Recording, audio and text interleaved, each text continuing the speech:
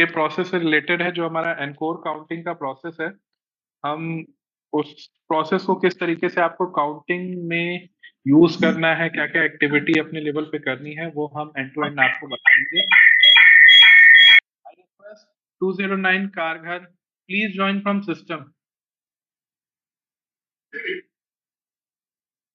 तो हम इस सिस्टम आज के इस ट्रेनिंग में आपको बताएंगे एंड टू एंड प्रोसेस किस तरीके से आपको इम्प्लीमेंट करना है। what are the action need to be taken priorly, क्या क्या एक्टिविटी आपको करनी है अपनी प्रिपेयरनेस के लिए, और काउंटिंग के एक दिन पहले जो प्री काउंटिंग का प्रोसेस है उसमें क्या क्या एक्टिविटी कंप्लीट होगी। Similarly on the counting day किस लेवल पे ऑफिसर्स के हमने क्या क्या एक्टिविटी असाइन कर रखी है, दैट वी विल शेयर। सो सबसे पहले हम पीपीटी के थ्रू जाएंगे पूरे प्रोसेस में कि किस तरीके से पूरा प्रोसेस अभी डिजाइन है, वो हम आपको बता देंगे। Then will go for the demo part, जिसमें हम आपको बताएंगे कि एंड टू एंड किस तरीके से सारी चीजों को सिस्टम में इम्प्लीमेंट करना है। तो जस्ट क्विकली पहले पीपीटी पे आ जाते हैं। आई रिक्वेस्ट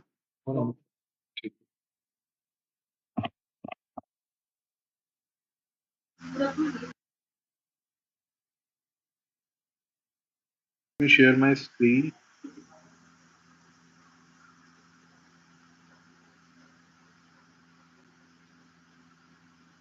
आई होप आपको मेरी स्क्रीन दिख रही होगी।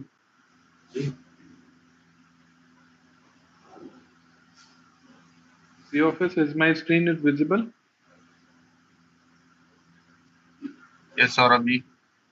ओके, तो काउंटिंग मॉड्यूल की बात करें तो काउंटिंग के लिए आपको कोई अलग से यूआरएल या कोई भी सेपरेट वेबसाइट नहीं है। It is the same, it is a part of your encore system only. Encore का जो क्रेडेंशियल आप अभी यूज कर रहे हो, same system will be use, और सेम क्रेडेंशियल्स आपके यूज होंगे, जिसमें कि आपको काउंटिंग के डे पे ईवीएम वोट्स और पोस्टल बैलेट वोट्स की एंट्री करनी होती है। अलग अलग लेवल पे हमने अलग अलग रेस्पॉन्सिबिलिटी असाइन कर रखी है। Like if you talk about ARO level, तो हमने इसमें टेबल वाइज डेटा एंट्री का प्रावधान दे रखा है, जिसमें कि सभी एआरओ को अपने एआरओ लॉगिन से या कंप्यूटर असिस्टेंट के लॉगिन से ईवीएम वोट्स की एंट्री करानी होगी। देन जब भी वो उस राउंड के सभी टेबल की डेटा एंट्री कंप्लीट हो जाती है, तो जो भी काउंटिंग ऑब्जर्वर्स हैं और जो आरओपीसी है उसके कंसेंट से उस राउंड को डिक्लेयर करना होगा। सिमिलरली हमने मल्टीपल यूजर क्रिएट करने का भी ऑप्शन दे रखा है सिस्टम में, कि आप मैक्सिमम 2 कंप्यूटर असिस्टेंट क्रिएट कर सकते हैं, जिनकी मदद से आप डेटा एंट्री करवा पाए सिस्टम में। और पोस्टल बैलेट की एंट्री जो है as similar as previous election आपके आरओपीसी के लॉगिन से ही होगी। अब प्रोसेस में जाने से पहले हम पहले जो जो एक्टिविटी हमने पहले रेडी करके रखनी है, मींस आपके इंफ्रा पार्ट पे और ट्रेनिंग के पर्सपेक्ट से करना है, हम उसको कर लेते हैं। सबसे पहले जो है, आपके काउंटिंग सेंटर पे आपके पास सफिशिएंट पावर बैकअप होना चाहिए। जो भी आपको ऑनलाइन यूपीएस का अरेंजमेंट करना है या आपको जेनसेट्स का अरेंजमेंट करना है, आप प्लीज उसको पहले से प्रोक्योर कर लीजिए। पहले से ही आपको जहां से भी उसे रेंट करना है वो सारी चीजें फिक्स कर लीजिए। सेकेंड थिंग, जो इंटरनेट कनेक्शन आपके काउंटिंग सेंटर पे होगा, please ensure to have at least 2 internet connection. First would be your primary, second आपका अल्टरनेट कनेक्शन होना चाहिए। इन केस अगर आपकी प्राइमरी लाइन जो है because of any reason down हो जाती है, तो at least you should have a alternate option जिसके थ्रू आप काउंटिंग कर पाए। अब इन दोनों इंटरनेट की एटलीस्ट जो स्पीड रखिएगा, मिनिमम वो 20 Mbps रिक्वायर्ड है, एंड इन 20 Mbps पर सिस्टम होना चाहिए, पर यूजर आपके पास 20 Mbps होना चाहिए। नॉर्मल आज की डेट में अगर आप लीज लाइन और या ब्रॉडबैंड ले रहे हैं तो आपको 100 Mbps की स्पीड मिल जाती है। So please ensure to have that speed in your internet connection. और जो दोनों कनेक्शन आप ले रहे हो, उन दोनों कनेक्शन कि सर्विस प्रोवाइडर प्लीज सेम मत रखिएगा, कि ऐसा ना हो कि आपके सर्विस प्रोवाइडर की ही इंटरनेट सर्विस जो है इंटरप्ट हो जाए, और जिसकी वजह से ना आपका प्राइमरी कनेक्शन काम करे और सेकेंडरी। तो try to have different connection from 2 different service. जिससे कि आपके काउंटिंग सेंटर पे इंटरप्शन की पॉसिबिलिटी लगभग नहीं। तीसरी चीज जो आपको इंटरनेट कनेक्शन से जुड़ी हुई है, जो कि आपको ध्यान देनी होगी, कि आपके इंटरनेट कनेक्शन की आईपी जो है वो फ्रीक्वेंटली चेंज ना हो, फिक्स हो सके तो दैट विल बी बेटर। या आप जो भी service provider fixed internet IP के साथ चाहिए तो he will provide that, so that आपके सिस्टम में session failure, session log out की इशू बार बार ना आए। उस केस में जब भी आपकी आईपी फ्लक्चुएट करेगी या चेंज होगी तो उस केस में आपके सिस्टम जो है लॉग आउट हो जाएगा और आपके डेटा एंट्री प्रोसेस में क्यों आएंगे। Although we are trying to keep maintain this session, अगर आपकी आईपी डायनेमिक भी हो जाती है तो वी आर ट्राइंग कि आपका सेशन लॉग आउट ना हो, बट आप अपनी तरफ से कोशिश करिएगा कि आपके इंटरनेट कनेक्शन की जो भी आईपी है वो फिक्स्ड रहे। ओके, देन बात करते हैं पॉइंट नंबर 3 की, जो कि बता दीजिए sir. I request all the user to please keep your mic on mute.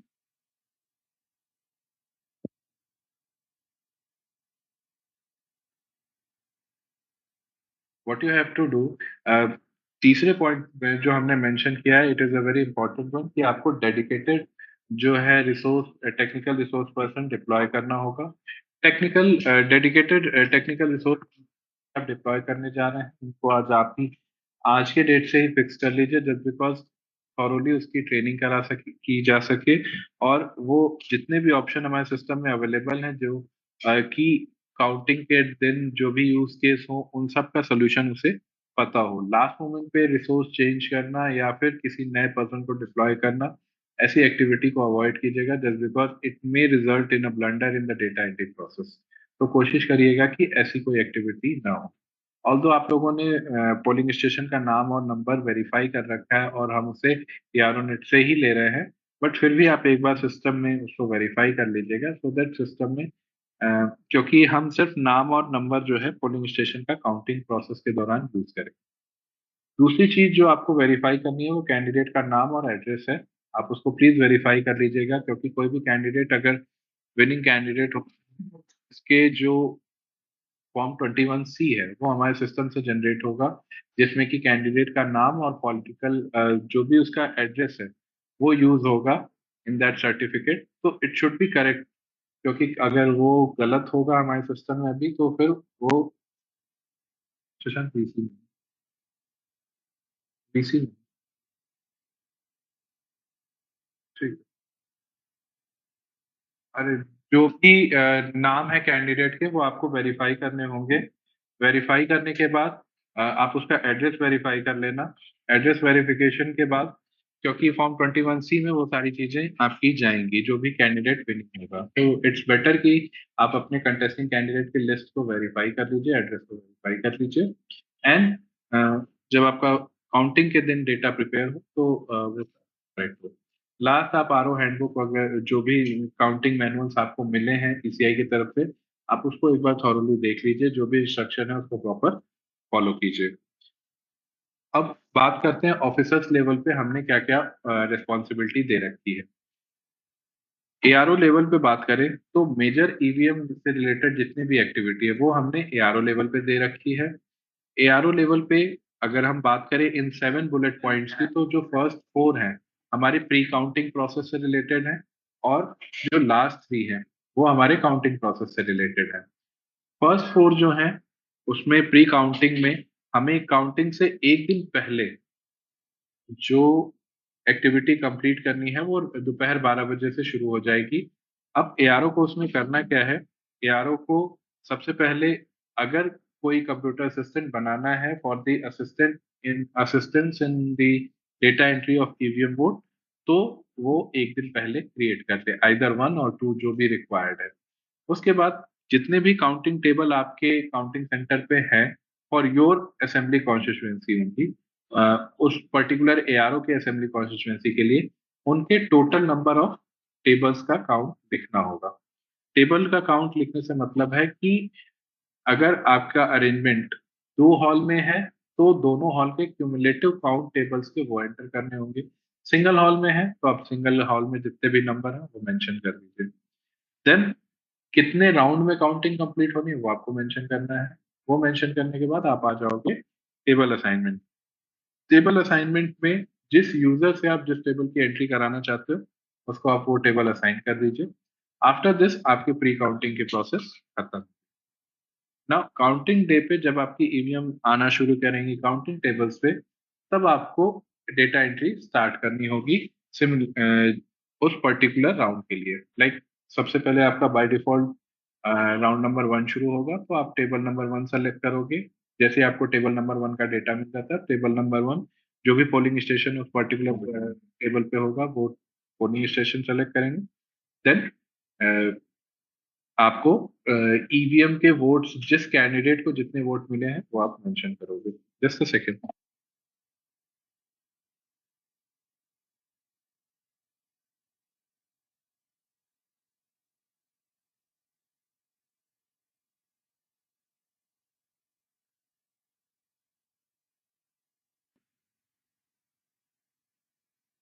यार ये क्लियर कर दो ना। I request participant to please do not tap on the screen just because आपके टैप करने से स्क्रीन पे लाइन ड्रॉ हो रही हैं। So, देन टेबल असाइनमेंट का प्रोसेस होगा। टेबल असाइनमेंट में आपको जो भी राउंड्स क्रिएट किए हैं और यूजर क्रिएट किए हैं, तो आपको जितनी भी टेबल है, फॉर एग्जांपल 14 टेबल हैं आपके पास, और आपने 2 यूजर क्रिएट किए हैं और आप चाहते हो कि डेटा एंट्री उन्हीं दोनों कंप्यूटर असिस्टेंट से हो, सिर्फ एआरओ को राउंड डिक्लेयर करने इको हो का। रहा है। इज एनीबडी ये सर गोपाल जी ऑफिस? क्या इको अलाइनमेंट में अगर आपने 2 कंप्यूटर असिस्टेंट बना रखे हैं और आप चाहते हो कि डेटा एंट्री सिर्फ कंप्यूटर असिस्टेंट 1 कंप्यूटर असिस्टेंट 2 से हो और एआरओ सिर्फ डेटा को पब्लिश करे, तो आपको असाइनमेंट भी सिस्टम में उसी तरीके से करना होगा। अगर आपकी 14 टेबल हैं तो 1 to 7 नंबर टेबल आप चाहते हो कि कंप्यूटर असिस्टेंट 1 को चली जाए, 8 to 14 जो है कंप्यूटर असिस्टेंट 2 को चली जाए, तो सेम असाइनमेंट आपको सिस्टम में भी करना होगा। जैसे ही आप ये असाइनमेंट पार्ट कंप्लीट कर लोगे, उसके बाद ये एक्टिविटी आपकी प्री काउंटिंग की कंप्लीट हो जाएगी। ओके। नाउ अब जो बाकी 3 रेस्पॉन्सिबिलिटी हैं वो आपकी काउंटिंग डे की है। जैसे ही आपकी काउंटिंग प्रोसेस स्टार्ट होगी, ईवीएम से वोट ओपन होना शुरू हो जाएंगे, तो फिर आप उन पर्टिकुलर पोलिंग स्टेशन को सेलेक्ट करके, टेबल सेलेक्ट करके डेटा एंट्री शुरू कर देंगे। डेटा एंट्री करना, एडिट करना, आरओ और एआरओ कंप्यूटर सिस्टम दोनों के पास अवेलेबल है। एआरओ जो है प्रीवियस राउंड को भी एडिट कर सकता है, but ARO assistant can only enter the data और edit for the current round.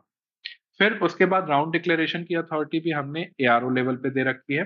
Then finalisation of EVM vote for that particular AC, वो हमने एआरओ को दे रखी है। अब आरओ लेवल पे बात करें तो पोस्टल बैलेट वोट्स की एंट्री हमने आरओपीसी को दे रखी है। Then finalisation of postal ballot जो है वो भी हमने आरओपीसी को दे रखा है। जब आपके दोनों वोट फाइनलाइज हो जाएं उसके बाद आप रिजल्ट डिक्लेयर कर सकते हो फ्रॉम द आरओ लॉगिन।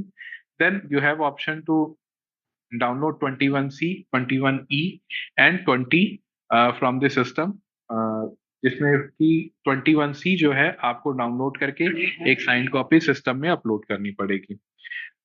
अब ईवीएम वोट डिफाइनलाइज करने का ऑप्शन भी हमने आरओपीसी को दे रखा है। अगर किसी एआरओ ने डेटा फाइनलाइज कर दिया, उसके बाद उसे लगता है कि ईवीएम वोट में कहीं टेंडर वोट छूट गए हैं या गलत मेंशन हो गए हैं, तो वो आरओ से रिक्वेस्ट करके अपने ईवीएम वोट को डिफाइनलाइज करा सकता है और दोबारा से एंट्री एडिट कर सकता है।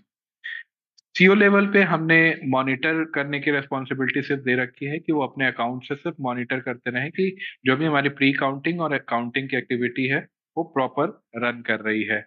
कहीं भी प्री काउंटिंग में कोई एक्टिविटी मिस ना हो। टाइमली जैसे ही 12 बजे हम प्री काउंटिंग का प्रोसेस स्टार्ट कर देंगे, उसके बाद बाय इवनिंग जो है सारे एआरओ जो है उस एक्टिविटीज को कंप्लीट कर ले। सिमिलरली काउंटिंग डे पे सी ऑफिस इंश्योर करे कि जो फिजिकल काउंटिंग चल रही है और जो सिस्टम में डेटा एंट्री हुई है उसमें बहुत ज्यादा लैग ना हो। आई कैन अंडरस्टैंड कि पॉलिटिकल पार्टी मीडिया का प्रेशर रहता है तो थोड़ा बहुत लैग रहता है, बट ये लैग बहुत ज्यादा नहीं होना चाहिए। फिजिकली आपकी 7 से 8 राउंड की काउंटिंग खत्म हो चुकी है और सिस्टम में सिर्फ एक राउंड का डेटा पड़ा हुआ है। It should not be like that. आपको जो है इंश्योर करना होगा सी ऑफिस से कि ये डेटा एंट्री भी पैरेलली करेक्ट चलती रहे। कंप्यूटर असिस्टेंट की बात करें तो कंप्यूटर असिस्टेंट लॉगिन से सिर्फ और सिर्फ ईवीएम वोट्स की एंट्री होनी है या फिर करंट राउंड का डेटा एडिट होगा, नथिंग एल्स। अब प्रोसेस की बात कर लेते हैं। प्रोसेस में आप देख सकते हो स्क्रीन पे there are 3 things need to be done. पहला आपका राउंड सेटअप का होता है जिसमें आपको काउंटिंग सेंटर की डिटेल मीन कितने टोटल टेबल लगे हैं आपके काउंटिंग सेंटर पे, आइदर इन 2 हॉल, 3 हॉल और सिंगल हॉल। अगर किसी एक एसी के लिए 3 हॉल भी बने हैं और 7 7 टेबल हर हॉल में है तो आपको वहां 21 नंबर ऑफ टेबल डालने हैं, न कि 7 डालने हैं। ओके, हॉल अगर मल्टीपल है तो उससे हमारे प्रोसेस में कोई अंतर नहीं पड़ता। You have to enter the cumulative number of table which you are having on the counting centre for that particular assembly constituency. Okay, उसके बाद आपको total number of round declare करने होंगे कि कितने राउंड्स में आप उस डेटा एंट्री को कंप्लीट करना चाहते हो। ऑल्दो काउंटिंग के दिन भी वो डेटा जो नंबर ऑफ राउंड्स है उसको बढ़ाया या घटाया जा सकता है। ठीक है, देन अकाउंट सेटअप जो है वो एआरओ लॉगिन से आपको करने होंगे। अगर कोई कंप्यूटर असिस्टेंट आप बनाना चाहते हो तो आप बना सकते हो, नहीं बनाना चाहते हो it's totally your choice. Then table assignment का है जो मैंने ऑलरेडी बताया कि किस तरीके से आपको टेबल असाइनमेंट। अब बात करते हैं काउंटिंग डे पे। काउंटिंग डे पे आप देखेंगे तो बेसिकली 4 स्टेप में सारी रेस्पॉन्सिबिलिटी कंप्लीट करनी। स्टेप 1 एंड 2 जो है वो एआरओ लेवल पे होगा, स्टेप 3 एंड 4 जो है आरओपीसी लेवल पे होगा। एआरओ लेवल पे जैसे ही काउंटिंग प्रोसेस स्टार्ट होगा, अपनी अपनी विधानसभा के लिए जैसे ही काउंटिंग स्टार्ट हो जाएगी सभी एआरओ को करना क्या है, जितने पोलिंग स्टेशन उनके अंडर है राउंड काउंटिंग स्टार्ट हो जाती है। पहले राउंड में जिन जिन पोलिंग स्टेशन की काउंटिंग कंप्लीट होने के बाद आपको फिजिकल डेटा मिल जाता है, आप वही डेटा सिस्टम में टेबल वाइज एंटर कराना शुरू कर देंगे। जैसे ही सारे टेबल की एंट्री हो जाएगी, अब एआरओ को क्या करना होगा, स्टेप नंबर 2 पे जाना होगा। स्टेप नंबर 2 में वो आरडीएफ का प्रिंट आउट लेगा प्रीव्यू फॉर्मेट में पहले, उसमें डेटा सारा वेरीफाई करेगा कि उस राउंड में सारा डेटा है या नहीं। सेम थिंग वो काउंटिंग ऑब्जर्वर और आरओपीसी से वेरीफाई करा लेगा। वेरीफाई कराने के बाद वो डेटा को पब्लिश कर देगा। आपके पास पब्लिश करने का बटन होगा एआरओ लेवल पे, वो राउंड डिक्लेयर कर देगा। राउंड डिक्लेयर करने के बाद वो पर्टिकुलर डेटा जो है पब्लिक डोमेन में दिखेगा। इस तरीके से स्टेप 1 स्टेप 2 कंटिन्यूअसली चलता रहेगा जब तक कि सारे राउंड की डेटा एंट्री खत्म नहीं। बात करें स्टेप नंबर 3 की तो आरओपीसी को through out the counting process ये पोस्टल बैलेट की एंट्री अलाउड रहती है, जो कि एक सिंगल विंडो रहती है जिसमें कि आपको सेम फॉर्मेट में कैंडिडेट वाइज फॉर्म भरना होता है, सॉरी वोट्स का काउंट भरना होता है जो भी कैंडिडेट्स को पोस्टल बैलेट के वोट मिले होते हैं। एंट्री करने के बाद आप चाहो तो पोस्टल बैलेट वोट को फाइनलाइज कर सकते हो, बट इट इज सजेस्टेड कि आप पोस्टल बैलेट वोट्स को तब फाइनलाइज करें जब आपके सभी एसी के जो ईवीएम वोट्स हैं वो फाइनलाइज हो जाए। फाइनलाइज होने के बाद जब आपके ईवीएम वोट्स फाइनलाइज हो गए, पोस्टल बैलेट वोट फाइनलाइज हो गए, तो बारी आती है स्टेप नंबर 4 की, that is of declaration of result.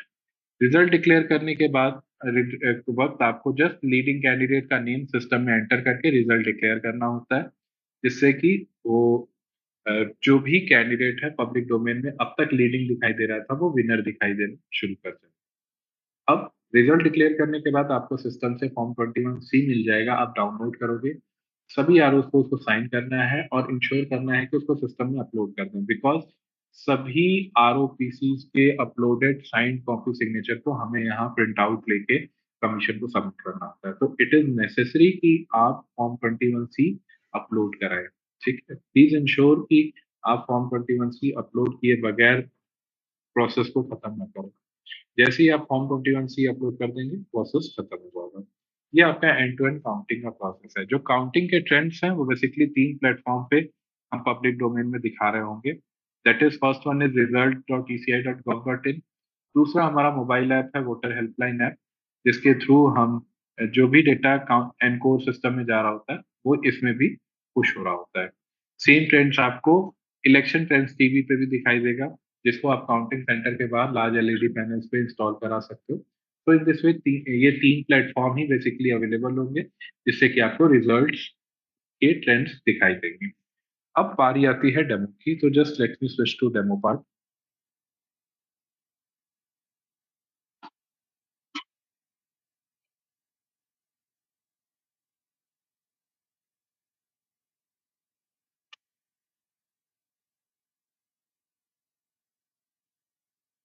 तो जो टेस्ट यूआरएल हमने शेयर किया है सी ऑफिस के साथ, होपफुली आप सभी को मिल गया होगा। उसमें हमने सारी इंस्ट्रक्शन दे रखी है कि कौन से क्रेडेंशियल आपको यूज करने हैं।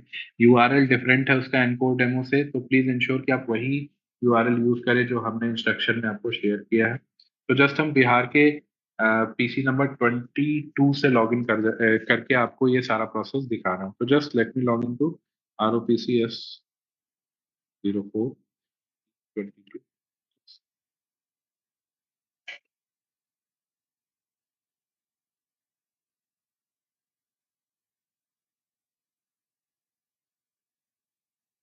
लॉगिन करने के बाद आप देखोगे आरओपीसी के लॉगिन में काउंटिंग का एक मेन्यू होता है, जिसमें लॉगिन करने पे आपको एसी वाइज डिटेल दिखाई दे जाएगी। अभी चूंकि कोई भी ईवीएम वोट्स की एंट्री नहीं हुई है, तो आपको सब यहाँ पे ऑल सेलेक्ट होने के बाद यहाँ पे ना राउंड दिख रहा है ना टोटल वोट्स दिख रहा है। अभी सब कुछ नहीं है। जैसे जैसे अगर आप चाहो एसी वाइज भी आप डेटा देखना चाहो तो आपको दिख जाएगा यहाँ पर। जो किसी पीसी में मैक्सिमम राउंड दिखेगा वो उस असेंबली का राउंड होता है। फॉर एग्जांपल आपके 5 असेंबली कॉन्स्टिट्यूएंसी है, जिसमें से अ, एक ने 10 राउंड शेड्यूल किए हैं, एक ने 5, एक ने 6, एक ने 8, एक ने 7। तो जो आपको पीसी लेवल पे टोटल राउंड्स दिखाई देंगे वो 10 राउंड दिखाई देंगे, और हर एसी का क्यूमुलेटिव डेटा आपको हर राउंड में दिखता चला जाएगा। तो इस तरीके से काउंटिंग प्रोसेस आपका चलता है। अब बात करते हैं एआरओ लॉगिन। तो एआरओ लॉगिन की बात करें तो जस्ट लेट मी लॉगिन। एआरओ से लॉगिन करने के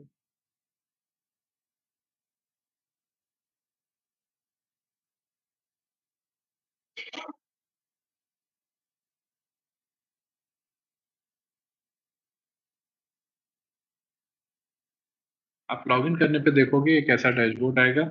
हमने अभी जो है सिस्टम में डिफॉल्ट सेटअप कर रखा है of 9 candidate plus 1 NOTA and 300 polling. तो don't get confuse with this setup. हमने ये डिफॉल्ट सेटअप सबके लिए कर रखा है, सो दैट आप काउंटिंग की ट्रेनिंग एंड टू एंड करके सारे ऑप्शन को एक्सप्लोर कर सकें। इस यूआरएल से डेटा हम ऑन रेगुलर बेसिस पे दोपहर 12 बजे क्लीन करा देते हैं। आपकी जो भी आज की टेस्टिंग होगी वो कल दोपहर 12 बजे तक क्लीन हो जाएगी, फिर दोपहर 12 बजे के बाद आप फिर से इसको टेस्ट कर सकते हो। तो जस्ट काउंटिंग का प्रोसेस स्टार्ट करते हैं। एआरओ के लेवल से किस तरीके से स्टेप बाय स्टेप सारी चीजें होंगी, I let you know.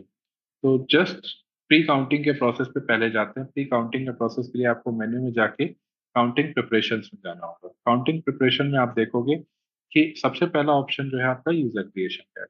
User creation पे गए, अगर आप कोई भी कंप्यूटर असिस्टेंट बनाना चाहते हैं, फिर उसका mobile number,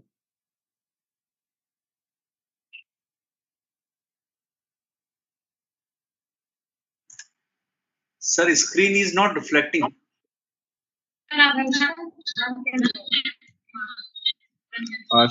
can you please confirm?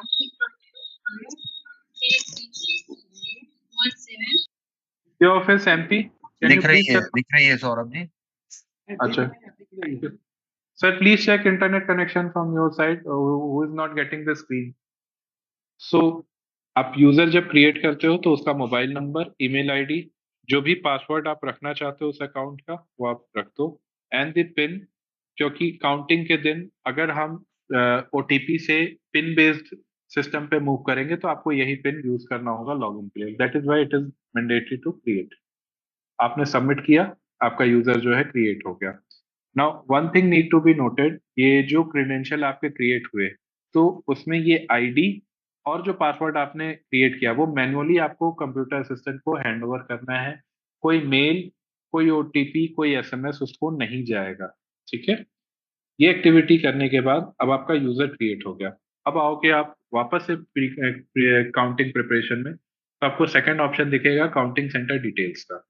Just इसमें जितने भी टेबल आपके काउंटिंग सेंटर पे हैं, आइदर 2 हॉल में है या 3 हॉल में है या सिंगल हॉल में है, क्यूमुलेटिव काउंट आप यहाँ पे एंटर कर दो। सिस्टम आपको बाय डिफॉल्ट बताएगा कि कितने राउंड मिनिमम रिक्वायर्ड है आपको काउंटिंग कंप्लीट करने के लिए, लेकिन आप अगर इसे बढ़ाना घटाना चाहते हो तो नेक्स्ट स्क्रीन पे आप वो भी कर सकते हो। तो जस्ट मैंने 14 टेबल क्रिएट कर दी।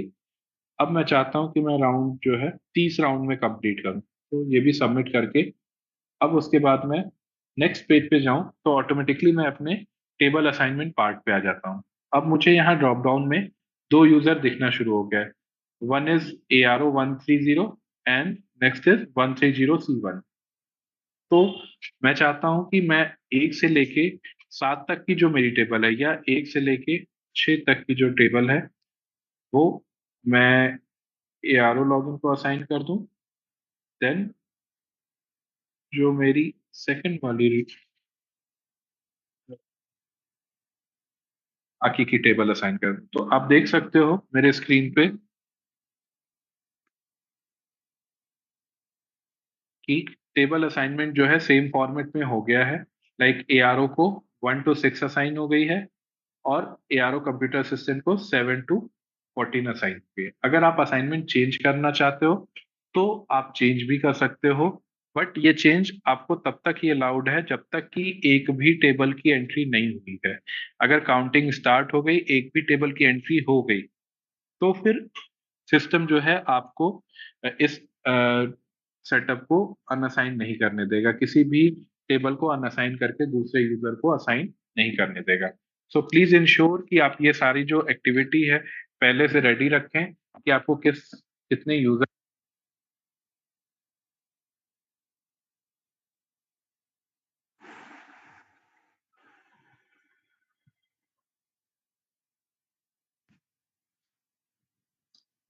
सर आवाज नहीं आ रही। इस तरीके से आपका प्री काउंटिंग का प्रोसेस कंप्लीट हो जाता है। अब नेक्स्ट ड्यूटी आपकी आती है काउंटिंग डे पे। काउंटिंग डे पे आपको क्या करना होगा, जैसे आपके ईवीएम वोट रिट्रीव होना शुरू हो जाते हैं, तो आपको काउंटिंग मेन्यू में जाके ये PS वाइज ईवीएम वोट पे जाना होगा, जहाँ पे आपको डैशबोर्ड पे आपके मल्टीपल स्टैट्स दिखाई देते रहेंगे, जैसे टोटल पोलिंग स्टेशन कितने हैं, टोटल राउंड कितने शेड्यूल हुए हैं, टेबल कितनी है, आपके अकाउंट को कितनी टेबल असाइन है, नीचे जो है टोटल ऐसे कितने पोलिंग स्टेशन है जिसकी कोई एंट्री नहीं हुई है अब तक, राउंड कितने कंप्लीट हुए हैं, टेबल कितनी कंप्लीट हो चुकी हैं इस पर्टिकुलर राउंड में, या किस पर्टिकुलर टेबल के लिए आप एंट्री कर रहे हो, ये सारी चीजें आपको यहाँ देखने को मिल जाती है। तो जस्ट जैसे ही आप मुझे मान लीजिए टेबल नंबर 1 का डेटा मिल गया कि टेबल नंबर 1 पे पोलिंग स्टेशन नंबर 1 था, और जो वोट्स थे तो वो कुछ इस फॉर्मेट में थे। इस तरीके से मैंने जस्ट डमी वोट एंटर कर दिए, प्रिंट प्रीव्यू किया तो मुझे एक TRV मिल गया जस्ट फॉर माय रिकॉर्ड। मैंने डाउनलोड किया, डाउनलोड करके इसको अपने साइन करवा के फिजिकल रिकॉर्ड के लिए रख लिया। उसके बाद इस डेटा को सबमिट कर दिया। सबमिट करने के बाद ये डेटा मेरा सेव हो गया सिस्टम में। अब आप देख सकते हो ये पर्टिकुलर टेबल जो है ऑक्यूपाइड हो गई। सिमिलर एक्टिविटी टेबल नंबर 2 के लिए।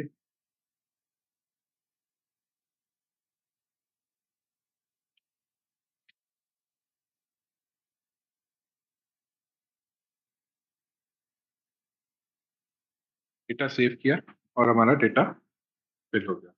अब अगर कंप्यूटर असिस्टेंट की बात करें तो just let me log in from that log in also.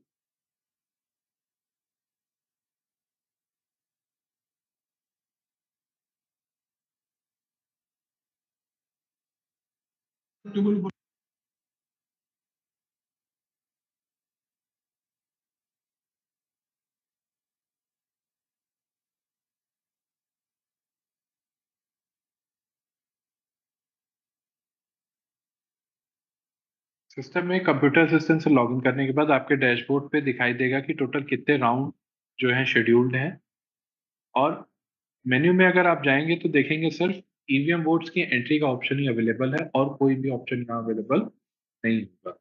Just यहाँ पे आपने PSY ईवीएम बोर्ड पे क्लिक किया, PSY बोर्ड्स पे क्लिक किया, तो आपको सिमिलर फॉर्म जो ARO लॉगिन में दिख रहा था वो यहाँ पे देखना शुरू हो जाएगा। जो भी टेबल की एंट्री ऑलरेडी ARO लॉगिन से हो रखी है वो आपको फ्रीज दिखाई देगी। अगर आप ड्रॉप डाउन से देखेंगे तो आपको वही टेबल दिखाई देगी जो उस पर्टिकुलर यूजर को असाइन की गई थी। किसी भी एक यूजर को दूसरे यूजर की टेबल नहीं दिखाई देगी। तो जस्ट मैं क्विकली एक टेबल की डेटा एंट्री कर लेता हूँ।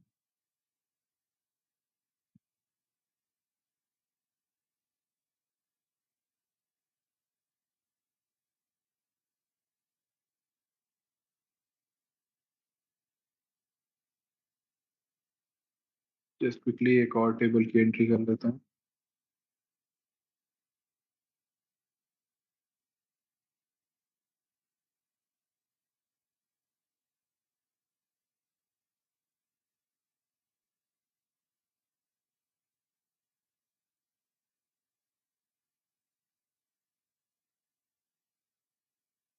अब जैसे ये 4 टेबल की एंट्री हो गई, अब एक सिचुएशन कंसीडर करते हैं कि हमारी जो ये 4 मशीनें थी, सिर्फ इन्हीं 4 मशीनों से वोट रिट्रीव हुआ। बाकी जो हमारी 10 मशीनें थी इस पर्टिकुलर राउंड, जस्ट बिकॉज वो फॉल्टी थी तो उनसे वोट रिट्रीव नहीं हो पाया। तो उस केस में हमें करना क्या होगा,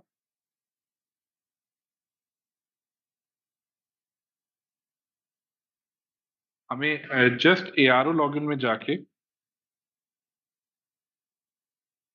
उस राउंड को डिक्लेयर करना होगा without making data entry for rest of the table. हम बाकी टेबल्स को स्किप कर देंगे, कोई डेटा एंट्री नहीं करेंगे। जस्ट बिकॉज होता क्या है, कंप्यूटर असिस्टेंट ये गलती अक्सर करते हैं कि जो भी टेबल ऐसी हो जिसमें कि डेटा डेटा रिट्रीव नहीं हुआ है, मींस किसी भी पोलिंग स्टेशन की ऐसी ईवीएम हो जिससे डेटा रिट्रीव नहीं हुआ, तो उस केस में कंप्यूटर ऑपरेटर्स जो है टेबल को सेलेक्ट करते हैं और फिर पोलिंग स्टेशन का नंबर सेलेक्ट करने के बाद उसको 0 0 फिल कर देते हैं। आपको ऐसी एक्टिविटी नहीं करनी है। यस में अगर वोट नहीं रिट्रीव हुआ है तो उस केस में आपको 0 नहीं फिल करना होता। 0 सिर्फ उस केस में फिल करते हैं जब आपका पोल बाइकआउट हुआ हो। ठीक है।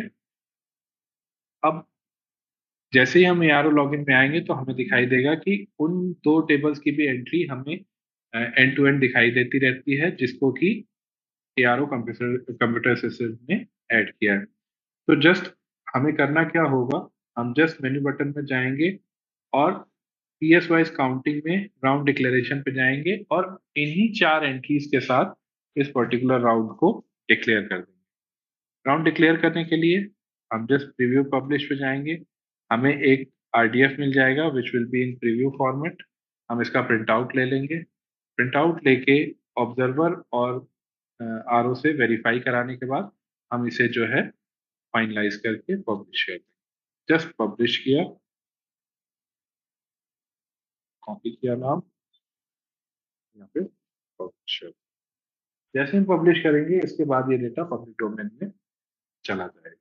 सिमिलरली जो है राउंड 2 में आ जाते हैं। अब जब भी आप नेक्स्ट डेटा एंट्री शुरू करोगे तो बाय डिफॉल्ट आप आ जाओगे राउंड नंबर 2। तो just let me make data entry for 1 table for each round. मैं एक एक टेबल की एंट्री करते हुए एक एक राउंड को पब्लिश करता जा रहा हूँ सो दैट मैं क्विकली आपको वो सारे यूज केस बता पाऊँ जो कि आपको काउंटिंग डे के दिन फेस करने पड़ सकते हैं।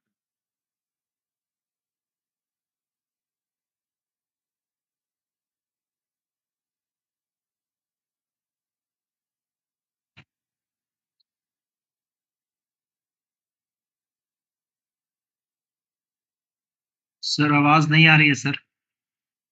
सर मैं बोल ही नहीं रहा कुछ।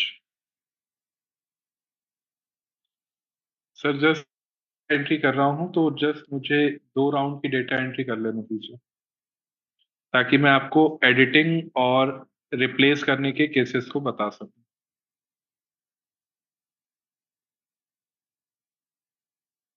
तो जिस तरीके से आप देख रहे हैं मैंने डमी एंट्री एक राउंड की कर दी, फिर एक टेबल की कर दी और जस्ट एक सिचुएशन कंसीडर कर ली कि मेरे बाकी किसी टेबल से वोट रिट्रीव नहीं हो रहे थे, तो उस सिंगल एंट्री के साथ ही मैंने उस पर्टिकुलर राउंड को डिक्लेयर कर दिया।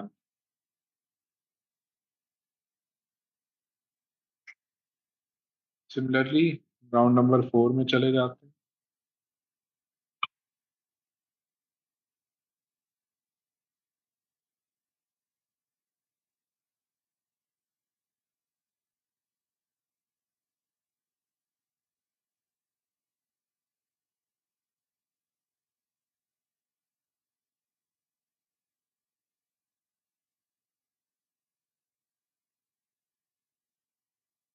डेटा सेव करने के बाद आप ये फोर्थ राउंड भी डिक्लेयर कर देते हो। Now why I have did this, ताकि मैं आपको कुछ यूज केसेस बता सकूं जो कि आपको काउंटिंग के दिन फेस करने होंगे। पहला यूज केस ये हो गया कि आपके ईवीएम से वोट रिट्रीव नहीं हुई, तो आपने देखा कि किस तरीके से अगर वोट रिट्रीव नहीं होंगे तो आपको उस पर्टिकुलर टेबल को स्किप करके उस राउंड को पब्लिश कर देना है। पब्लिश कर देने के बाद सेकेंड यूज केस बनता है, आपने पीएस वाइज एंट्री के लिए टेबल सेलेक्ट किया, पोलिंग स्टेशन सेलेक्ट किया और डेटा एंट्री स्टार्ट कर दी। स्टार्ट करने के बाद जब ये डेटा आपने सेव किया, डेटा सेव होने के बाद आपने इसको वेरीफाई किया और सेव कर दिया। सेव करने के बाद जो आपने प्रिंट आउट लिया था उससे वेरीफाई किया तो आपको पता चला कि आपका डेटा गलत है। इस केस में आपको इस पर्टिकुलर टेबल को जब एडिट करना है तो आप क्या करोगे कि आप इस पर्टिकुलर ड्रॉप डाउन से टेबल नंबर सेलेक्ट करोगे। सेलेक्ट करने के बाद आप देखोगे सारा डेटा एज इट इज आपको दिखाई देना शुरू हो जाएगा। आप जिस भी डेटा को चेंज करना चाहते करके इसको प्रिंट प्रीव्यू पे क्लिक करो, डेटा को सबमिट कर दो, आपका डेटा सेव हो जाएगा। सिमिलरली जो दूसरी गलती हो सकती है कि आपने टेबल तो सही सेलेक्ट किया था, डेटा भी सही भरा, लेकिन जो है इस पर्टिकुलर टेबल में जो पीएस नंबर सेलेक्ट किया वो गलत सेलेक्ट कर दिया। अब उसको चेंज करने के लिए आप यहाँ ड्रॉप डाउन से आप नया पीएस नंबर सेलेक्ट करके इस डेटा को वापस से सेव कर दो और आपका डेटा सही हो जाएगा। ठीक है, इस तरीके से आप करंट राउंड के किसी भी टेबल के वोट को एडिट कर सकते हो, या उस अगर पोलिंग स्टेशन गलत हो गया है तो टेबल को सेलेक्ट करके पोलिंग स्टेशन को सही कर सकते हो।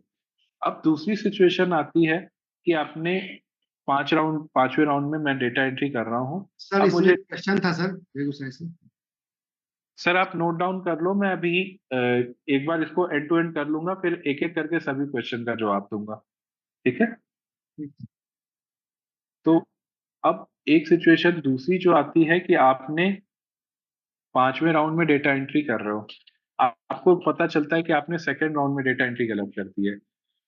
तो आपको करना क्या होगा, जस्ट आपको बॉटम में जाके ये एडिट प्रीवियस राउंड का बटन है, आपने इसको क्लिक किया, यहाँ पे आपको वो सभी राउंड दिख जाएंगे जो ऑलरेडी पब्लिश्ड हैं। सेकेंड राउंड में आप गए, सेकेंड राउंड में जाने के बाद आपको दिखता है कि टेबल नंबर 1 में जो डेटा है वो गलत है। आपने टेबल नंबर 1 सेलेक्ट किया और जिस भी एंट्री को आपको सही करना था उसको सही करके आपने प्रिंट रिव्यू किया और सबमिट कर दिया।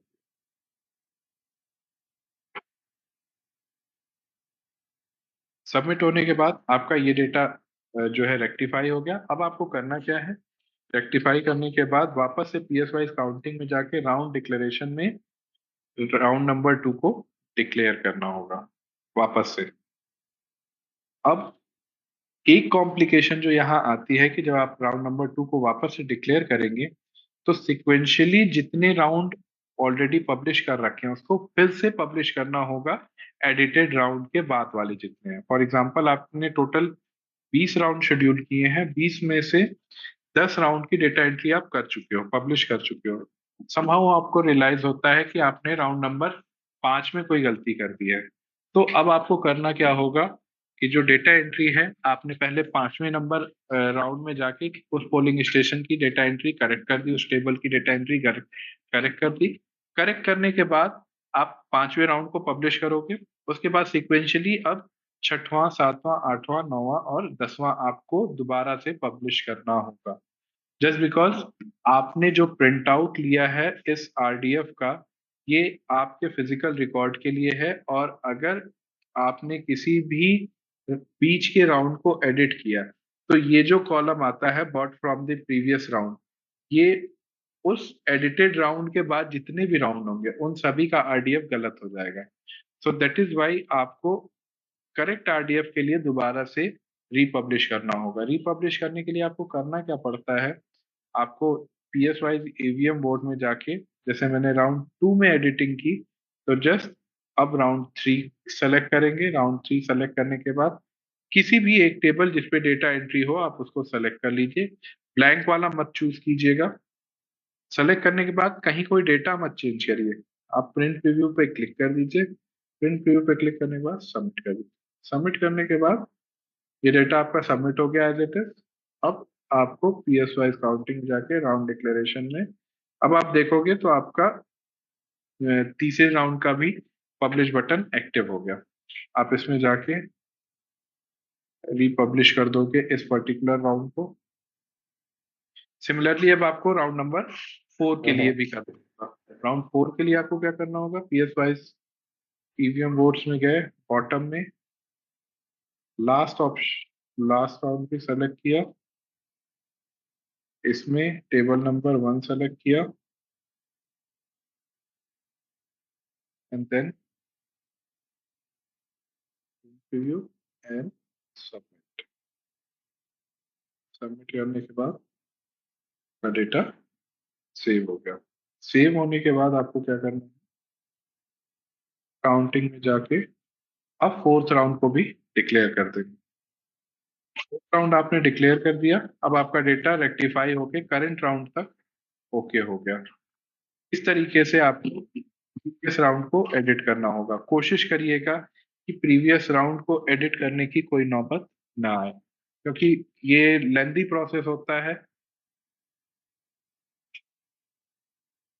और इसमें पॉसिबिलिटी रहती है कि आप पब्लिश करते वक्त कहीं कुछ वोट्स में अगर चेंजेस हो गए तो फिर आपको डेटा मिलाने में बहुत टाइम लग जाएगा। तो ट्राई कि जब आप आरडीएफ किसी राउंड का बनाते हैं तो उसको प्रीव्यू में प्रिंट आउट ले लें, उसको फिजिकल डेटा से वेरीफाई कर लें, ऑफिसर से भी वेरीफाई करा लें, ताकि जो है उसमें कहीं कोई डाउट ना रह जाए कि जो भी हर राउंड में डेटा पब्लिश हो रहा है वेदर इट इज करेक्ट और नॉट।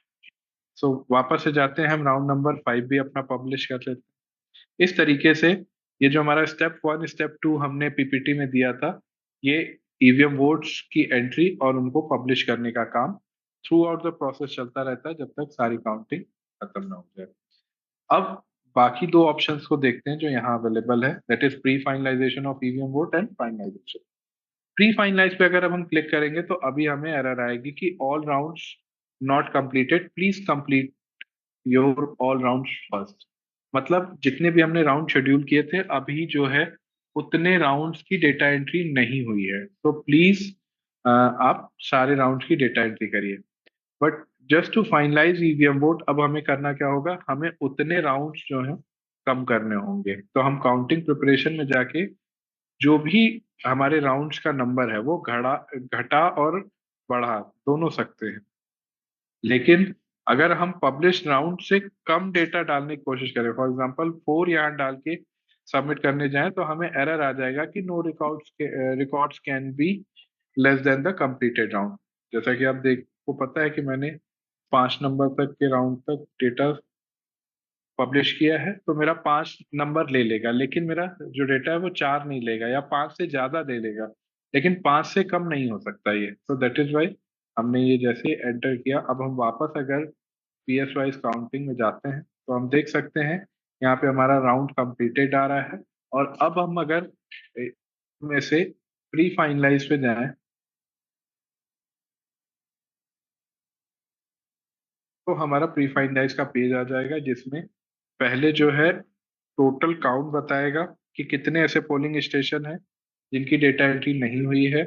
साथ ही साथ नीचे आपको दिखाई देगा कि मार्जिन वोट कितना है आपके लीडिंग और ट्रेलिंग कैंडिडेट के बीच में। ओके, इवन दो अगर आपको लगता है कि जो जिन पोलिंग स्टेशन की अभी काउंटिंग नहीं हुई है उनको गिनना जरूरी नहीं है, you want to proceed ahead with the current data, तो आप प्री फाइनलाइज के बटन पे क्लिक कर दो। प्री फाइनलाइज बटन पे क्लिक करते ही आपको कंफर्मेशन के लिए आएगा ऑप्शन, आपने ओके किया, आपका डेटा प्री फाइनलाइज हो गया। जस्ट आप फिर वेरीफाई एंड फाइनलाइज पे क्लिक करेंगे तो it will ask for confirmation और फिर आप ईवीएम वोट को फाइनलाइज कर पाओगे। इस तरीके से एआरओ लेवल पे सारी एंट्री, यही एक्टिविटी हर एआरओ को अपने लॉगिन से करनी है और ईवीएम वोट को फाइनलाइज करना है, क्योंकि जब सारे ईवीएम वोट फाइनलाइज हो जाएंगे तभी जो है कोई आरओपीसी रिजल्ट डिक्लेयर कर पाएगा। अब इस प्रोसेस में आरओपीसी पे आते हैं।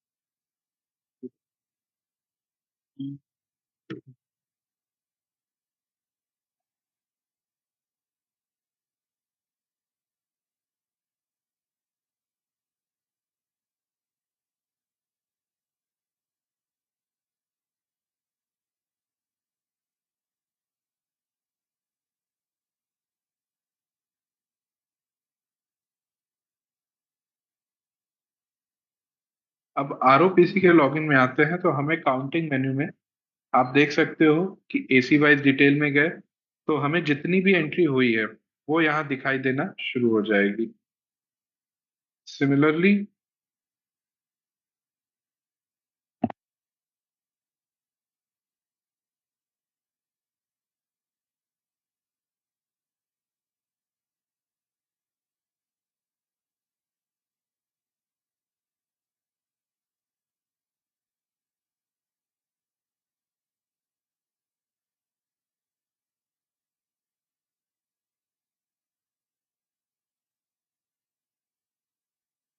तो आप यहाँ पे देख सकते हो कि डेटा एंट्री आपको दिखाई दे रही है, प्लस लीडिंग ट्रेलिंग कैंडिडेट भी आपको आरओपीसी लॉगिन में से दिखता रहता है। अगर आप किसी पर्टिकुलर पीसी का देखना, एसी का देखना चाहते हो तो वो भी डेटा आपको दिख जाएगा, और ऑल टुगेदर देखना चाहते हैं वो भी आपको यहाँ से डेटा दिख जाएगा। इस तरीके से आप डेटा एंट्री कर सकते हो सिस्टम में। अब आरओपीसी के लेवल पे क्या क्या करना होता है, अब उसकी बारी आती है। पोस्टल बैलेट का काउंट यहाँ पे आपको सिस्टम में सिर्फ एक विंडो होती है जिसमें क्यूमुलेटिव पोस्टल बैलेट वोट्स का काउंट फिल करना होता है। पोस्टल बैलेट से मतलब भी है कि आपके जो ईटीपीबीएमएस के जो वोटर वोट्स काउंट होंगे और जो फिजिकल पोस्टल बैलेट जो उनका क्यूमुलेटिव काउंट होगा ना, वो आपको यहाँ फिल करना है। मींस आपको जितने भी postal ballot, independent of the fact कि वो क्या थे, सर्विस वोटर जनरल इलेक्टर से थे, जब उनकी क्यूमुलेटिव काउंटिंग खत्म हो जाएगी तो वो डेटा आपको यहाँ पे फिल करना है। डेटा फिल करने के बाद आपने इसको प्रीव्यू किया एंड सबमिट किया। सबमिट करने के बाद will ask for the confirmation, तो आपने आरओ का नाम डाला और पब्लिश कर दिया। पब्लिश करते ही ये डेटा भी डोमेन में चला जाता है। अब पब्लिश करने के बाद आप देख सकते हो कि there is a finalise button in just side of this submit button. आपने इस पे फाइनलाइज पे क्लिक किया और जैसे ही आपने फाइनलाइज का बटन क्लिक किया के लिए मैसेज आता है, कंफर्म इट। कंफर्म करने के बाद ये आपका डेटा पोस्टल बैलेट का फाइनलाइज हो गया। अब अगर हम नेक्स्ट ऑप्शन देखें इसमें, तो हमारा काउंटिंग में रिजल्ट डिक्लेरेशन का है। लेकिन जैसे ही आप रिजल्ट डिक्लेरेशन पे जाओगे, अभी मैंने सिर्फ एक असेंबली कॉन्स्टिट्यूएंसीज का डेटा फाइनलाइज किया है, इस वजह से मुझे ये एरर आ रहा है और बॉटम में रिजल्ट डिक्लेरेशन का कोई बटन नहीं दिख रहा। अब आपको वेरीफाई करना है अगर आरओपीसी लेवल पे कि कितनी एसीज का डेटा फाइनलाइज हो गया है, तो आप जस्ट काउंटिंग रिपोर्ट्स में जाइए, ये सेकंड ऑप्शन आपको दिख जाएगा, लिस्ट ऑफ फाइनलाइज्ड एसी का। इसको क्लिक किया तो आपको दिखाई देगा कि अभी तक सिर्फ 2 एसी का डेटा आया है, बाकी एसीज का डेटा नहीं आया। तो इस वजह से अब आप सिस्टम में रिजल्ट डिक्लेयर नहीं कर सकते। सो दैट इज वाई अब I just request my colleagues कि वो बाकी एसीज का डेटा कंप्लीट करें।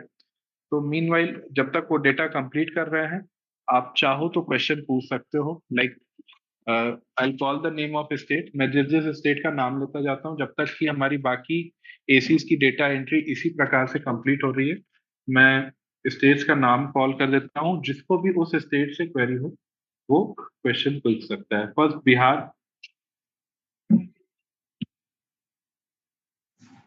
बिहार से किसी डाउट? बिहार से मैं जमुई से बोल रहा हूँ।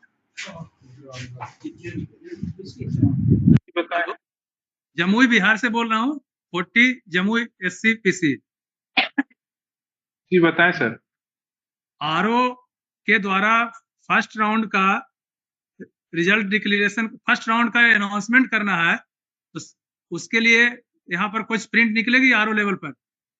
जब उसके डैशबोर्ड पे दिखेगा, प्रिंट की रिक्वायरमेंट है तो बताइए, हम कोशिश करते हैं कि वो रिपोर्ट में आपको मिल जाए।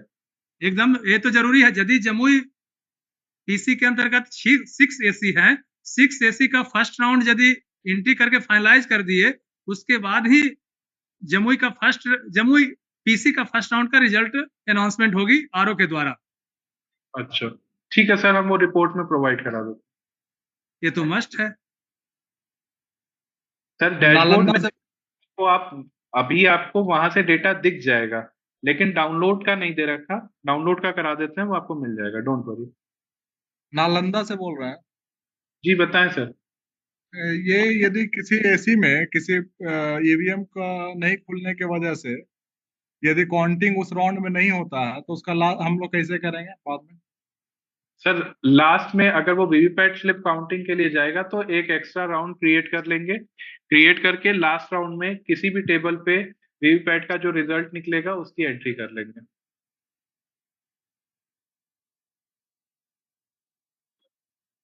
ओके। ये क्या कैसे क्रिएट होगा उस समय? सर अभी आपको एक्स्ट्रा राउंड कैसे क्रिएट होगा? सर काउंटिंग प्रिपरेशन में जाके जहां आपने राउंड शेड्यूल किए थे ना, Ramakant sir please can you mute your mic. Thank you. So आपको काउंटिंग प्रिपरेशन में जाके जहां आपने राउंड डिक्लेयर किए थे ना, वहीं पे अगर आपने 20 राउंड डिक्लेयर किए थे तो जस्ट उसको 21 में कन्वर्ट कर दीजिए, ऑटोमेटिकली आपका एक राउंड बढ़ जाएगा। ठीक है। हेलो हेलो जी बताएं। Hello sir. Hello sir, 158 Ichhawar से बोल रहा हूँ सर। सर जैसे कि जो लास्ट राउंड रहेगा उसमें लास्ट राउंड में यदि 6 मतदान केंद्र आ रहे हैं 14 टेबल पे, तो सर उसमें एंट्री कर सकते हैं क्या सर? जो आप 4 वीवीपैट का बता रहे थे, 4 रेंडमली सिलेक्ट करेंगे वीवीपैट काउंटिंग में। सर अगर लास्ट राउंड में टेबल वैकेंट है तो भी आप उस पर एंट्री कर सकते हो, बट आप प्लीज अपने काउंटिंग ऑब्जर्वर और ARO से कंसेंट लेने के बाद करिएगा। जो भी वो डायरेक्शन देते हैं, अगर वो कहते हैं कि नया राउंड क्रिएट करके करें तो आप नया राउंड क्रिएट करके कीजिएगा। अगर वो एग्री करते हैं कि बची हुई टेबलों में उस राउंड में ही डेटा एंट्री कर ले तो आप वो भी कर सकते हो। जी sir, thank you sir. Anybody else from Bihar? Kaimur से बोल रहे थे। जी बताएं। सर इसके लिए लीज लाइन की आवश्यकता होगी या नॉर्मल ब्रॉडबैंड पे भी ये काम करेगा? सर लीज लाइन रहेगा तो बेटर रहे। हमें मिनिमम 20 Mbps की रिक्वायरमेंट है। आप अरेंजमेंट देख लीजिए किस तरीके से हो सकता है उसका। हालांकि आज सर ब्रॉडबैंड पे भी जा सकते हैं, बट लीज लाइन हो तो बेटर है। उसमें IP फिक्स रहती है, IP चेंज होने का जो पॉसिबिलिटी है वो कम होता है। ठीक है। दरभंगा से बोल रहे हैं। ये इसमें आप हैंड रेज कर दो, मैं नाम कॉल कर देता हूं, तो आप फिर अपना क्वेश्चन पूछना। जिसको भी कुछ क्वेरी पूछनी है हैंड रेज कर दीजिए। सुपॉल से ये इसमें टेबल का बूथ से कोई मैपिंग नहीं है क्या? मतलब हम देख रहे हैं कि कोई भी टेबल पे कोई भी बूथ का एंट्री कर पा रहा है। नहीं सर, वो मैपिंग नहीं होती।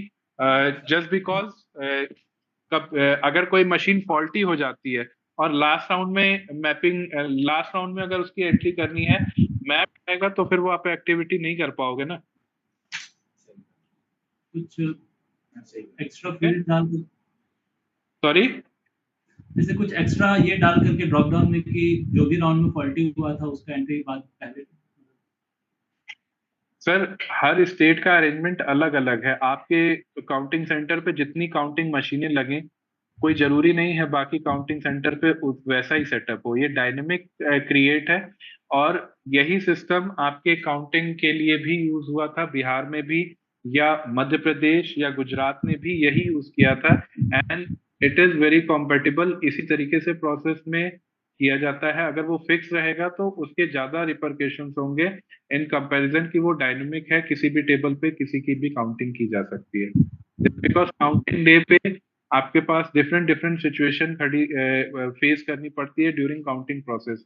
कभी मशीन फॉल्टी हो जाती है, फिर वीवीपैट की काउंटिंग होती है, या पावर पैक चेंज करने से वापस से उसमें वोट रिट्रीव होने लगते हैं। तो दीज आर मल्टीपल थिंग्स जो कि अलग अलग राउंड में, अगर किसी पर्टिकुलर राउंड में एंट्री हम स्किप करते हैं तो फिर वापस से एडिट करना पड़ेगा। So there are different things which can be faced. So that is why for a particular reason हमने उसको फिक्स नहीं रखा है। ठीक है। बेनीपुर से बोल रहे हैं मधुबनी। मधुबनी से पूछना चाह रहे हैं कि अभी जो ये क्वेश्चन पूछा गया, सपोज किसी राउंड में किसी टेबल पे वो मशीन रीड नहीं किया, तो पर्टिकुलरली उस टेबल के जो एंट्री होगी वो ब्लैंक छोड़ देंगे ना हम लोग वहां पे, और उसके बाद उसको आगे बढ़ के फिर उस राउंड का रिजल्ट डिक्लेयर कर देंगे। यस सर, आप उसको स्किप कर देंगे। ब्लैंक छोड़ना कुछ नहीं होता। आप ब्लैंक अगर आप कोशिश करेंगे कि टेबल सेलेक्ट करें, पोलिंग स्टेशन सेलेक्ट करें और उसमें कोई डेटा एंट्री किए बगैर आप सबमिट कर देना, तो वो सबमिट ही नहीं होगा। सिस्टम कहेगा कि कोई डेटा भरना जरूरी है। आपको बेसिकली उसको स्किप करना है, क्योंकि होता क्या है, कंप्यूटर ऑपरेटर कभी कभी गलती करते हैं कि टेबल सेलेक्ट किया, पोलिंग स्टेशन नंबर सेलेक्ट किया जिसकी मशीन फॉल्टी थी, और फिर उस के अगेंस्ट हर जगह जीरो फिल कर देते हैं। वो आपको जीरो नहीं फिल करना है। बेसिकली उस पर्टिकुलर टेबल की डेटा एंट्री किए बगैर ही आपको उस राउंड को डिक्लेयर करना होगा। अगर 14 टेबल थी, 13 की डेटा एंट्री कर ली, एक मशीन फॉल्टी है, तो 13 के साथ ही उस राउंड को डिक्लेयर कर दीजिए। ठीक है। Okay, thank you sir. Benipur से बोल रहे हैं जी बताएं। सर। बोल रहे एक राउंड को पब्लिश किए बिना दूसरे राउंड में एंट्री कर सकते हैं? नहीं सर, जब तक एक राउंड नहीं पब्लिश हो जाएगा तब तक दूसरे राउंड में नहीं जा पाएंगे। ठीक है जहानाबाद। सर पूछ रहे थे कि एटीपीबीएस के लिए जो हम लोग को इंटरनेट सर्विस का अरेंजमेंट करना है, तो वो लीज लाइन लेना है, डेडिकेटेड लीज लाइन लेना है, या जनरल जो कनेक्शन है ब्रॉडबैंड का वो भी हम लोग ले सकते हैं ऑप्टिकल फाइबर से? सर जो इंटरनेट रिक्वायरमेंट आपको एटीपीबीएस के लिए भेजी गई है उसमें लिखा है, I think lease line recommend की गई है, और 10 Mbps स्पीड पर यूजर बोला गया है। अगर आपके यहाँ पे 10 यूजर जो है प्री काउंटिंग का प्रोसेस कर रहे हैं, तो एटलीस्ट आपकी लाइन जो है 100 Mbps की होनी चाहिए। तो बेटर आपका लीज लाइन ऑप्शन है, अगर वो ले लेंगे तो आपके लिए अच्छा होगा। ठीक है।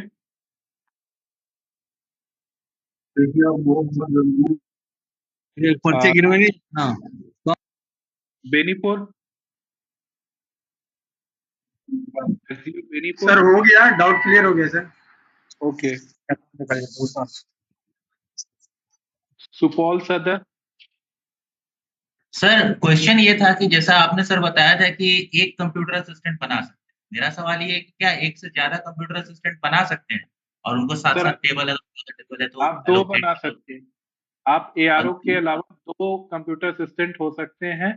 मैक्सिमम टोटल आपके 3 पॉइंट होंगे जिससे कि आप डेटा एंट्री करा सकते हो। मींस एक एआरओ लॉगिन से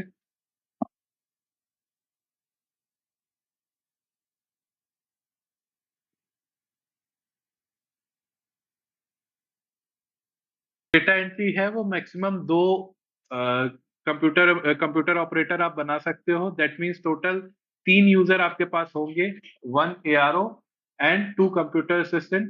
डिपेंड्स कि आप कितने यूजर रखना चाहते हो। ठीक है।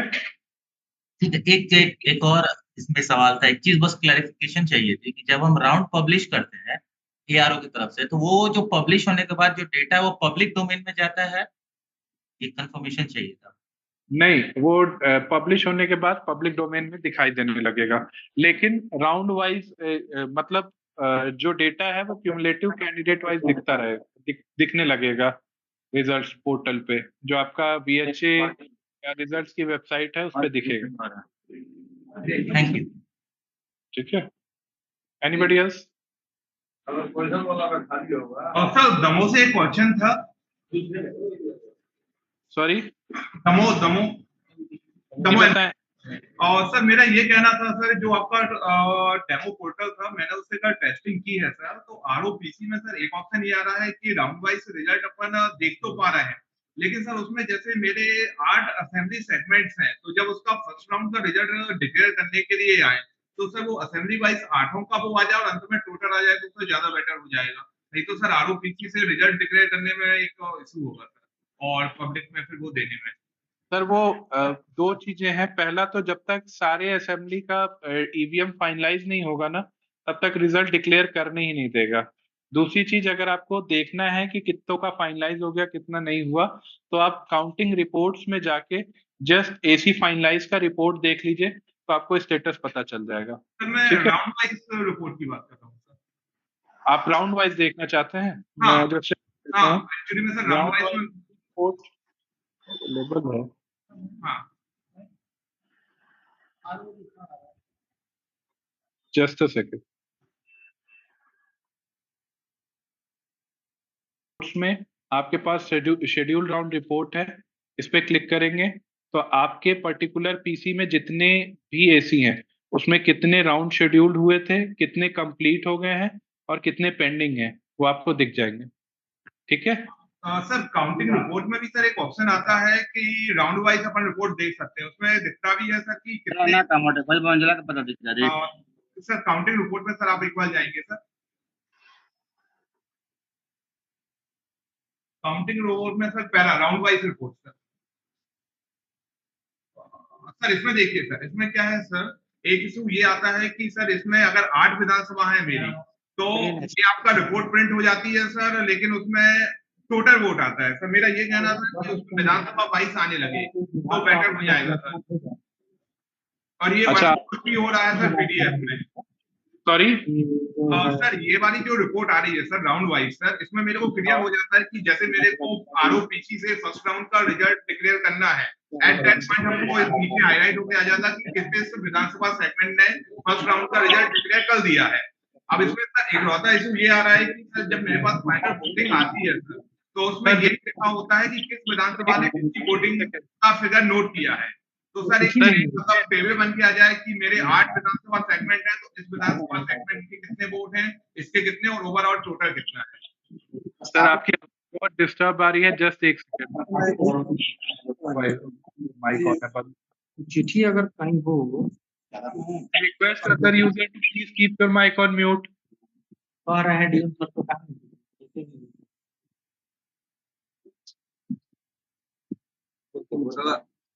फोटो ना दे डीएम सर मेरे को देखना है यार वो सोया है ना एकदम का मांगे होगा देवे का कोई गारंटी लाइक मिली सब कायदा और वाला बिजला से टैग करे मत का मैंने कॉन्सेप्ट है का उठाई मना तो काम तो इसको लिख दो अपने लिख दो क्या घटा दिया। ये क्वेश्चन है सर, जैसे आपने ये राउंड 1 का रिजल्ट डिक्लेयर किया है, तो सर इसमें मेरे जैसे 8 विधानसभा सेगमेंट है, जैसे राउंड 1 की एंट्री 8 में से अगर 3 विधानसभाओं ने नहीं की है, तो उसमें नोट होकर आ जाता है कि ये तीन पर्टिकुलर विधानसभाओं ने अभी राउंड 1 की एंट्री नहीं की है। लेकिन मेरा क्वेश्चन ये है सर कि जब इसका फाइनल रिजल्ट मैं इसको एक्सपोर्ट करूं, तो उसमें सर अब मेरे पास ये लिखा हुआ है कि 8 विधानसभा में विधानसभा वाइज किस कैंडिडेट को कितना वोट मिले, और अंत में सर उसका टोटल बना हुआ आ जाए, तो एटलीस्ट सर हम सभी को भेज सकते हैं कि भैया पहला राउंड मेरा कंप्लीट हो गया और विधानसभा वाइज रिजल्ट क्या क्या है। सर आप एक काम करिए, जस्ट फॉर हेल्प आप ना एक रिपोर्ट का फॉर्मेट बना के मनीष सर को या शिखा मैम को शेयर कर दीजिए, वो हम तक पहुंचा देंगे, हम इसको करा देंगे। ठीक है ओके सर। और सर एक और क्वेश्चन है मेरा सर, जो एआरओ से sir round wise report declare हो रही है सर, उसमें एक आता है इनिशियस ऑफ आरओ, तो सर उसके स्थान पे एआरओ वर्ड आ जाए सर, क्योंकि सर ईवीएम की काउंटिंग तो एआरओ करवा रहे हैं सर, वहां पे आरओ लिखा हुआ आ रहा है सर रिपोर्ट में। मैंने जो सर आप उस रिपोर्ट में मार्क करके हमें दे दीजिए, हम वो करेक्ट करा देते हैं। ठीक है। और सर एक थर्ड क्वेश्चन और आ रहा है सर, जैसे सर मैंने कल रिपोर्ट मॉड्यूल देखा था तो उसमें विधानसभा का नाम लिखा हुआ आ रहा था कि आपने इस पर्टिकुलर विधानसभा की आपने वोटिंग की है फर्स्ट राउंड की, लेकिन उसमें लोकसभा क्षेत्र का नाम लिखा हुआ नहीं आ रहा था सर, तो वो भी सर रिपोर्ट में ऐड हो जाता सर। ठीक है सर, ऐड करा देंगे। और कुछ? बस सर हो गया। ठीक है।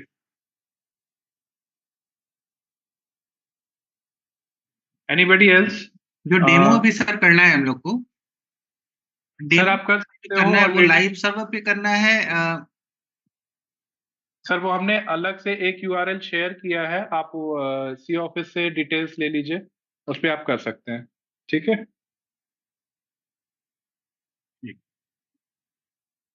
सी ऑफिस प्लीज इनको शेयर कर दीजिएगा डिटेल, जिसके थ्रू ये काउंटिंग की ड्रेस रिहर्सल, सॉरी काउंटिंग की ट्रेनिंग कर सकते हैं।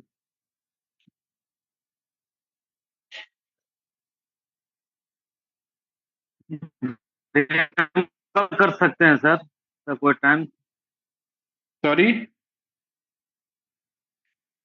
डेमो का कोई टाइम डेट निर्धारित है क्या, कब तक किया जा सकता है? सर आप जब चाहें आप कर सकते हो, हम डेली बेसिस उस डेटा को क्लीन कर देंगे, जिससे कि आप उसको डेली बेसिस पे प्रैक्टिस कर सकते हो उस काउंटिंग के मॉड्यूल पर। ठीक है। Thank you. सर काउंटिंग के लिए यूजर मैनुअल मिलेगा क्या? सर ऑलमोस्ट हमने सारी चीज मतलब इंस्ट्रक्शंस वगैरह और जो सिंगल पेजर इंस्ट्रक्शन है वो शेयर करते हैं।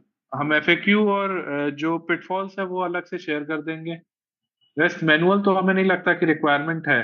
बाकी अगर आपको कोई डाउट रहेगा तो अभी हम मल्टीपल 20 सेकंड के बाद फिर से डाउट क्लियरिंग सेशन कराएंगे टिल काउंटिंग, तो जो भी डाउट रहेगा आप उसमें पूछ सकते हैं। ठीक है। Okay sir, thank you. Sir ATPBS वाला जो डेमो साइट था उसका डेटा क्लियर होगा। मैं बोल देता हूँ, टीसीएस को करा देगा। ठीक है। Anybody else from Bihar? DIO Siwan? जी सर, वही इंटरनेट कनेक्शन को लेके मेरा था, ये broadband connection with fix IP जो होती है स्टैटिक आईपी के साथ, उस पे भी हम लोग प्रोसीड कर सकते हैं क्या? सर आप टेस्टिंग कर रहे हैं जस्ट बिकॉज हमारा अर्लियर सिस्टम जो था वो फिक्स्ड आईपी के साथ ही था। जब फिक्स्ड आईपी का सेंस ये है सर कि ऐसा नहीं है कि आपने अगर किसी एक पर्टिकुलर आईपी के लिए अपना सिस्टम एक बार लॉगिन कर दिया तो फिर दोबारा किसी आईपी से लॉगिन नहीं होगा। सिर्फ अंतर इतना होगा कि जब आपकी आईपी चेंज होगी ना तो आपका सिस्टम लॉग आउट हो जाएगा, फिर अगर नई आईपी कंसिस्टेंट रहेगी तो उस पर लॉग्ड इन रहेगा। ठीक है। ऐसा नहीं है कि किसी पर्टिकुलर आईपी बेस्ड भी वो सिस्टम वर्क करेगा, बाकी किसी आईपी पे काम नहीं करेगा। आपका सेशन जो मेंटेन होगा वो उस आईपी के बेस पे होगा। ऑल्दो वी आर ट्राइंग कि हम जो आईपी से सेशन मेंटेन कर रहे हैं उसको काउंटिंग के डे पे हटा दें ताकि यूजर्स को ऐसी इशू ना आए, बट बेटर कि आप सर्विस प्रोवाइडर से अगर फिक्स्ड आईपी पे कनेक्शन ले पाए तो दैट विल बी हेल्पफुल। ठीक है।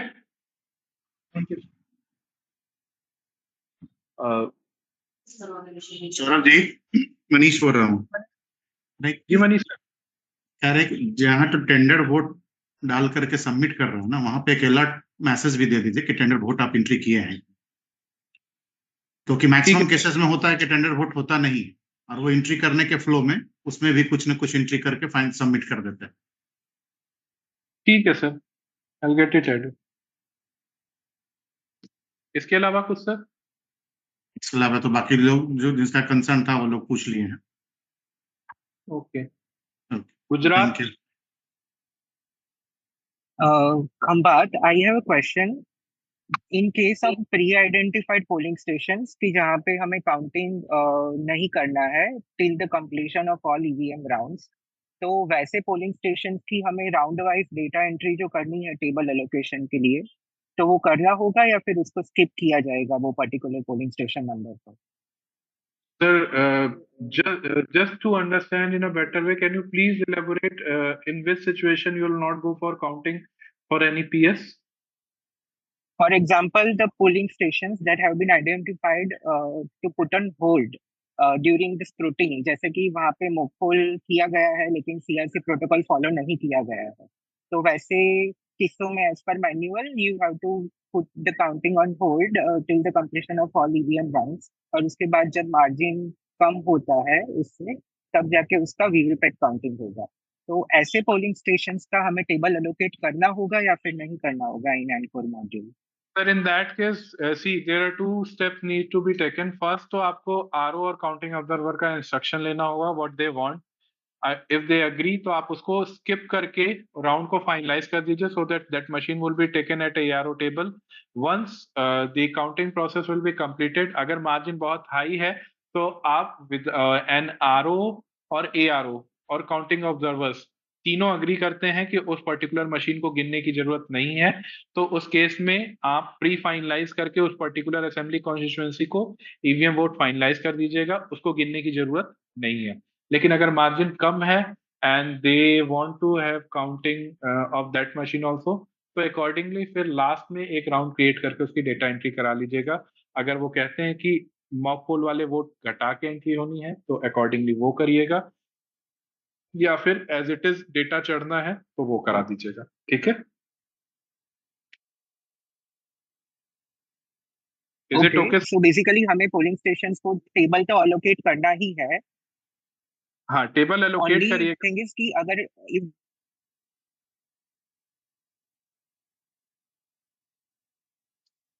सर आप कुछ कह रहे थे?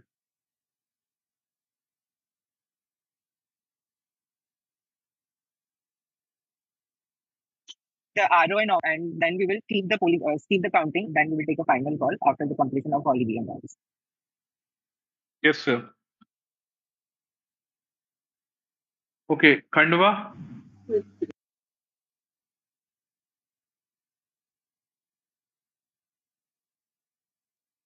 सर हाँ सर, सर आरओ लॉगिन का थोड़ा सा और एक्सप्लेन कर देंगे क्या सर? वो समझ में आ गया था हमें ETPBS, बट उसके बाद क्या हमें हर राउंड आरओ का फाइनलाइज करने के बाद क्या आरओ को भी फाइनलाइज करना रहेगा क्या सर? नहीं सर, आरओ को नहीं फाइनलाइज करना है। ओनली द थिंग इज जब एआरओ फाइनलाइज करने जा रहे हैं तो जो प्रीव्यू फॉर्मेट में आरडीएफ है उसको प्लीज काउंट ऑब्जर्वर के सिग्नेचर्स की जगह है उनके सिग्नेचर्स, एआरओ के सिग्नेचर्स और आरओ से कंसेंट लेके ही फाइनलाइज करिएगा। ठीक है? Thank you sir. मतलब आरओ को सर सिर्फ एक ही बार फाइनलाइज करना होगा फाइनल में सर? आरओ को सर पोस्टल बैलेट फाइनलाइज करना है। हर असेंबली का जो ईवीएम वोट है वो एआरओ फाइनलाइज कर देंगे with the consent of counting observer and RO. उसके बाद रिजल्ट डिक्लेयर जो करने का काम है वो सिर्फ और सिर्फ आपके आरओ का है, एआरओ का उसमें कोई रोल नहीं है। Thank you sir. Okay, Gujarat. Anybody from Gujarat who is having any doubt? Sir एक टेंडर वोट के लिए जो सर ने अभी बोला था, एक टेंडर वोट के लिए जब भी कोई गलती से फिलअप कर देता है तो आप एक रखने वाले तो रिपोर्ट में भी सर आ जाए, जब पब्लिश करने से पहले जो रिपोर्ट में टेंडर वोट कहीं पे भी नहीं दिखाई देता है तो वो रिपोर्ट में आ जाए, किसी ने गलती से भी टेंडर वोट डाल दिया हो तो हम रिपोर्ट में चेक कर सके भी गलती से, पब्लिश करने के बाद पता चलता है कि इसने गलती से कर दिया है ऐसा सर। चलिए, I'll try to get that added also. Sir ji ma'am. Sir same issue जो अभी रेज हुआ है जस्ट अभी लास्ट आपके सामने, ये सेम हमारे यहाँ एक रेज ने एक्चुअली ये हमारे यहाँ हो ही चुका था एग्जीक्यूट, और इसके कारण हम लोग टेंडर वोट चूंकि हर राउंड में जब हम निकालते हैं उसको प्रिंट आउट तो उसमें नीचे लिख के नहीं आता है, जब वो पूरे राउंड हो जाते हैं उसके बाद लास्ट में जो फाइनल बन गया था उसमें टेंडर वोट पकड़ में आ रहा था प्रिंट आउट में। तो सर हो सके तो हर राउंड में सर आप दिलवा दें, उससे क्या है कि हम उसी राउंड में हम उसको क्लियर कर लेंगे। मैम एक्चुअली जो आरडीएफ का फॉर्मेट है आई थिंक उसमें टेंडर्ड है नहीं, इस वजह से हम उस फॉर्मेट में नहीं डाल पाते। Same I told you sir, tender vote का एक कॉलम आपके ऑनलाइन प्रिंट आउट में नहीं होता है जो हम प्रिंट रिव्यू से निकालते हैं direct after submission of first round and declaration after before declaration it. तो सर इसको थोड़ा सा करवा दें सर। मैम वही मैं समझाना चाह रहा हूँ कि जो स्टैट्यूटरी फॉर्म है ना उसमें भी जो राउंड डिक्लेरेशन फॉर्म है उसमें टेंडर का कॉलम नहीं है, तो दैट इज वाई वो नहीं है। मैं एक देखता हूँ क्या कर सकता हूँ, कुछ ऑप्शन इसमें दिए जा सकते हैं। लेट मी एक्सप्लोर, मैं टीम से बात करके इसको कराता हूँ कुछ इश्यूज। ठीक है सर सर एक सजेशन है, स्क्रीन पे भी आ सकता हो, जैसे स्क्रीन पे दिखाई देता है, भले प्रिंट आउट में ना आए, स्क्रीन पे भी आ जाए ना, जिस राउंड का हम स्क्रीन पे देख सकते हैं तो भी चलेगा सर। ठीक है, just let me try. Yes sir, thank you. Saurav ji, anything? जैसे टेंडर वोट की बात की ना हर राउंड में, जैसे ही पोस्टल बैलेट फाइनलाइजेशन में भी वो जो इनवैलिड रिजेक्टेड पोस्टल वोट है वहां पे भी एक अलर्ट आ सकता है कि ठीक है, मैं दोनों को check करा ईटीपीबीएस प्री काउंटिंग में जो इनवैलिड ट्रे में रखे गए उसको भी उसको रिजेक्शन में डालना है, तो वो ज्यादातर गलती वहां पे होती है, तो वो एक अलर्ट वहां पे आ सकता है। ठीक है, मैं वो भी चेक करा लेता हूँ कि मैं उसमें क्या कर सकता हूँ। ठीक है सर, किसी राउंड में अगर कोई टेबल किसी कारण से ईवीएम स्किप हो जाती है तो क्या विदाउट उसकी एंट्री के वो सेव करने देगा? हाँ हाँ, विदाउट एंट्री आपको राउंड पब्लिश करने देगा। Okay, thank you. Anybody else from Gujarat? Sir Khargone से एक प्रश्न है, एमपी से। जी बताएं। लास्ट इलेक्शन में विधानसभा में सर चार स्टेट्स में इलेक्शन थे, मध्य प्रदेश, छत्तीसगढ़, राजस्थान और एक और था। उस समय कुछ 3-4 राउंड्स के बाद एनकोर पे लॉगआउट्स हो रहे थे और लॉगिन भी नहीं हो पा रहे थे। अभी चूंकि ये पूरा कंप्लीट टेबुलेशन वर्क इसमें हो रहा है, टेबल एंटर से लगाकर हमारा फॉर्म 20 राउंड डिक्लेरेशन तक, रिजल्ट डिक्लेरेशन और 21E वगैरह भी जनरेट हो जाते हैं। सिस्टम बहुत अच्छा है, बस ये अभी जब पूरे भारतवर्ष में ये चुनाव होगा तो फिर क्या इसका ऐसा कोई लोड टेस्ट या ऐसा मतलब हम क्या ऐसा मान ले कि ये पूरा चलेगा, इशू नहीं आएंगे इसमें? सर देखिए, जिस आप इलेक्शन की बात कर रहे हैं, वो लॉग आउट जो सेशन के इशू आए थे वो कुछ नेटवर्क इशू था एनआईसी एंड से जो हमारे सर्वर्स पे, जिसकी वजह से वो 15 मिनट का इशू हुआ था, बहुत ज्यादा देर का नहीं था। ठीक है, टीम जो है प्रॉम्प्टली उसको रिप्लाई की और 15-20 मिनट के बाद चीजें फिर से ऑन ट्रैक आ गई। एंड जो आप लोड टेस्टिंग की बात कर रहे हैं सर, ऑलरेडी हमारी लोड टेस्टिंग गवर्नमेंट की ऑथराइज्ड थर्ड पार्टी से हम कर रहे हैं। जो हमारा एक्सपेक्टेड लोड है, अगर हम बात करें तो हमारी कुल 4100 कुछ something around 4100 assembly constituency data entry कर रही होंगी। देन हमारे 543 आरओज होंगे, सिमिलरली 36 हमारे सीओज होंगे जिनके लॉग्ड इन होंगे। अब अगर हर असेंबली कॉन्स्टिट्यूएंसी पे हम 2 यूजर एक्स्ट्रा मान लें तो हमारे पास टोटल 12,000 वो प्लस 1,000 और मान लें तो 13,000 लोगों का लोड आने वाला है for data entry. We are testing our system for 20,000 users, जो कि अभी तक सक्सेसफुल है। हम 20,000 यूजर्स के साथ इसको कर पा रहे हैं। वी आर ऑल्सो एम्फेसाइजिंग कि हम और यूजर्स के साथ देख सकें, बट यही रीजन है कि हमने असेंबली इलेक्शन में 4 असिस्टेंट अलाउ कर रखे हैं, बट हमने पीसी में सिर्फ और सिर्फ 2 यूजर अलाउ किए हैं, क्योंकि हम अपने सिस्टम पे भी यूजर का नंबर जो है वो रेस्ट्रिक्ट रखना चाहते हैं। सो डोंट वरी, हम अपने एंड से और एनआईसी जो हमारा जो हमें सर्वर्स प्रोवाइड कर रहा है, we are doing multiple testing. जो भी हमारे स्टैंडर्ड सिक्योरिटी प्रोटोकॉल हैं वो सारे फॉलो कर रहे हैं। We are trying to keep it at the top notch and we ensure की चीजें कुछ भी गलत नहीं होंगी। ठीक है, डोंट वरी।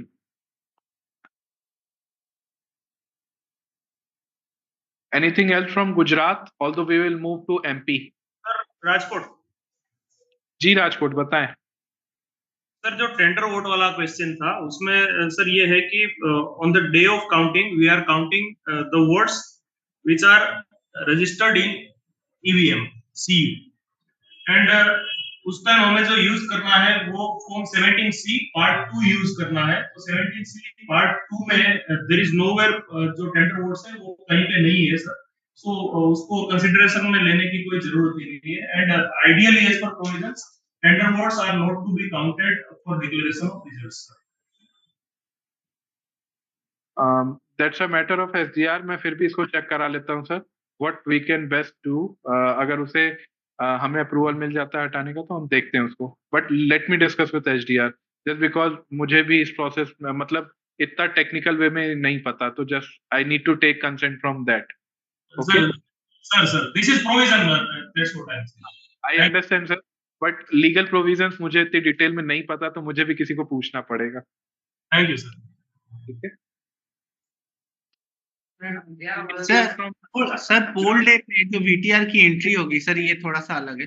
वो ARO लॉगिन से होगी, RO लॉगिन से होगी, DO लॉगिन से होगी सर? जो 9 पोल डे बजे you are from Bihar? Bihar sir, आपका किस फेज में है? 7th फेज सर, 1 जून को। डोंट वरी सर, हम आपकी वोटर टर्नआउट की ट्रेनिंग अलग से कराएंगे। थैंक यू, ठीक है, thank you sir. VTR entry sir for 6th phase. Sir सारी कराएंगे, डोंट वरी। Okay sir. एक क्वेरी था यहाँ से सुपौल से बिहार जी आपने जो अभी बताया कि हम लोग 12,000 यूजर एक्सपेक्ट कर रहे हैं, मुझे लगता है ये संख्या इसकी जस्ट डबल होगी, इसलिए कि हम लोग जो ETPBS पे रखेंगे तो हर पीसी में कम से कम 10 से लेकर और एज पर जितने भी वोटर्स हैं उसके 10 से 20 तक सर उसके भी कंप्यूटर्स रहेंगे, उसका भी sir sorry to interrupt sir, वो 12,000 यूजर मैंने जिसलिए कहा क्योंकि हमारे जो एनकोर के सर्वर हैं वो ETPBS से अलग हैं, और एनकोर हमारा NIC सर्वर्स पे है और ETPBS हमारा BSNL सर्वर्स पे है, नेक्स्ट जेन में है। तो डिफरेंस उनके यूजर आपस से कुछ लेना देना नहीं है। दो जो यूजर्स बनाएंगे तो 2 यूजर क्या 3-4 लोगों में शेयर नहीं हो सकता है? नहीं सर, सिंगल लॉगिन है ना, अगर कोई एक जगह से लॉगिन होगा दूसरे से लॉगिन करने की कोशिश करेगा तो ऑटोमेटिक पहला वाला लॉग आउट हो जाएगा, तो उससे ज्यादा वो इंक्रीज नहीं कर सकते। Thank you. ठीक है, anybody else from Gujarat, although we will move to MP? Madhya Pradesh, कोई डाउट? सौरभ जी, अपना जो counting supervisor sorry counting assistant रहेगा इनकोर में डेटा एंट्री के लिए, उसका OTP बेस्ड लॉगिन रहेगा या पिन बेस्ड रहेगा? नहीं सर, काउंटिंग के दिन हम सिस्टम को पिन बेस्ड कर देंगे, एंड जो पिन जनरेट करने का फॉर्मेट है वो हम आपको काउंटिंग के एक दिन पहले शेयर कर देंगे, सो दैट आप हर यूजर अपना खुद का पिन जनरेट कर ले, ताकि क्योंकि काउंटिंग सेंटर पे हर किसी को फोन ले जाना अलाउ नहीं होगा, and it will become difficult also कि बार बार OTP लेके लॉग इन किया जाए। तो don't worry, will convert system on the day of counting only for the pin based log in. Okay, ARO and RO के लिए भी? सबके लिए sir. Thank you. Anybody else from Gujarat, MP, Madhya Pradesh? Vinay sir, कोई doubt? नहीं Saurabh ji, everything is fine. पूछ लिया है, एक दो जो चेंजेस दमोह डिस्ट्रिक्ट ने बताए थे वो मैं आपको शेयर कर दूंगा, तो वो एक बार आप रिपोर्टिंग लेवल पे ही हैं वो चेंजेस, वो आप अगर करा देंगे तो बेहतर रहेगा, बाकी everything is okay. Okay, thank you. So one more request from Bihar, money sir please, जो सजेशन आपके स्टेट से वो रिपोर्ट्स में बोल रहे थे ना, हमें प्रोवाइड करा दीजिए, just because it seems very valuable. वो एक्चुअली में दमोह से, वो मेरे यहाँ से बोल रहे थे, वो मैं प्रोवाइड करता हूँ आपको। ठीक है, विनय सर प्लीज प्रोवाइड करा दीजिएगा, it seems valuable, I think it should be in the system. तो एक बार हम उसको वर्कआउट कर लेते हैं क्या किया जा सकता है, जो भी सिस्टम को बिना हिलाए ज्यादातर किया जा सके हम वो सारा कर लेंगे। डेफिनेटली वो रिपोर्टिंग लेवल पे है, जैसे कि वो पीसी का नेम आ जाए, RO की जगह ARO लिखा आ जाए, वो तो करना ही चाहिए ना एटलीस्ट सिस्टम में, तो that is why I said कि वो हमें दिखा। Sure I will share it with you, no problem, please sir. Okay sir, Damoh से एक और इशू है, यदि सर ये हो पाए तो सर ARO लॉगिन से तो सर अपन राउंड वाइज रिजल्ट डिक्लेयर कर देंगे, लेकिन सर चूंकि ये लोकसभा चुनाव है तो ROPC को ही रिजल्ट डिक्लेयर करना होता है, तो जब तक सर ROPC उस पर्टिकुलर मतलब सभी विधानसभाओं का फर्स्ट राउंड का रिजल्ट ना आ जाए और उसके फंड पे एक पब्लिश का बटन आ जाए, तो सर एक ही बार में सर पूरे फर्स्ट राउंड का रिजल्ट अगर पूरे सर्वर में जाए तो सर वो ज्यादा बेटर हो जाएगा सर। इससे ये नहीं होगा कि मान लीजिए एक ARO ने अपना एक राउंड कंप्लीट कर दिया, फिर पता चला कोई ARO ने 5 राउंड कर दिए, कोई ने 3 राउंड कर दिए, तो जब वो सर्कुलेट में जाएगा तो वो थोड़ा सा रिजल्ट अजीब टाइप का दिखेगा, क्योंकि जब हम ROPC से राउंड वाइज रिजल्ट शेयर करेंगे सर हम राउंड वाइज कहीं पब्लिक डोमेन में दिखा ही नहीं रहे होंगे ना, हम तो सिर्फ कितने वोट्स अब तक कैंडिडेट को मिले हैं, लीडिंग कौन है, ट्रेलिंग कौन है, ये दिखा रहे होंगे। राउंड वाइज नहीं दिखाएंगे सर? नहीं, राउंड वाइज नहीं दिखा रहे होंगे ना।